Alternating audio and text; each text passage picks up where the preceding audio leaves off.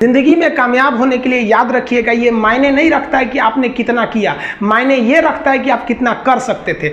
जब लंका में पुल बनाया जा रहा था पत्थरों को जोड़ जोड़कर सीता माँ को लाने के लिए, तो बंदरों के साथ साथ गिलहरियाँ भी वहाँ पत्थर भर रही थी। तो इन सब से कितना पत्थर ही उठेगा। एक बंदर आया तो उठा के फेंक दिया गिलहरी को, भाग यहाँ से, तो इतनी पत्थर बीच में ला रही है। तो मर्यादा पुरुषोत्तम राम के पास वो जाके गिलहरी गिरी, तो गिलहरी को वो प्यार से सहलाए थे ना, तो ऐसा कहा जाता है कि इस पे जो निशान है गिलहरी के पीठ पे वो राम जी का है। राम जी ने उस बंदर को बुलाया और कहा कि देखो तुम इतना विशाल पत्थर उठा रहे हो तो तुम्हारा शरीर भी विशाल है, ये गिलहरी इतना बड़ा पत्थर उठा रही है जितना इसकी क्षमता है।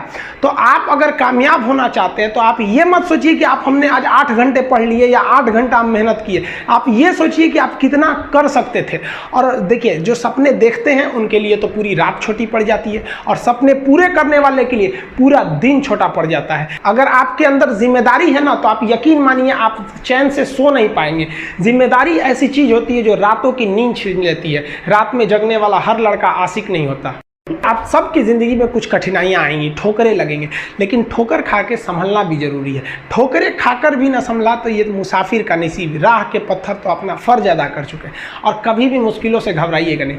कोको कोला कंपनी जब स्थापना हुई थी तो 1 साल में केवल इसके 25 बोतल बिके थे।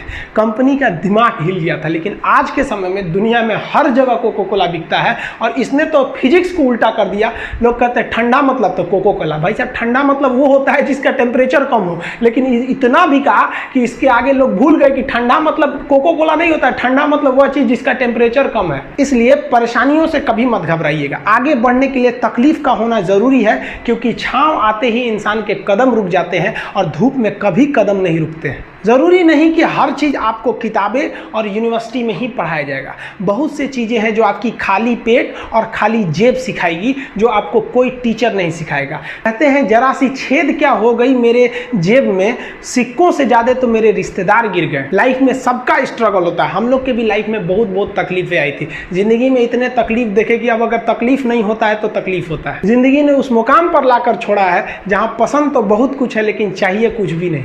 लोग कहते हैं कि खाली हाथ आए थे खाली हाथ जाओगे, गलत बोलते हैं। लोग भले खाली हाथ आते हैं, लेकिन जब जाते हैं तो अपने साथ कुछ संस्कार, कुछ यादें छोड़ जाते हैं। APJ अब्दुल कलाम खाली हाथ तो आए थे, क्या खाली हाथ गए? हमारे जितने देश के लोग हैं उन देशवासियों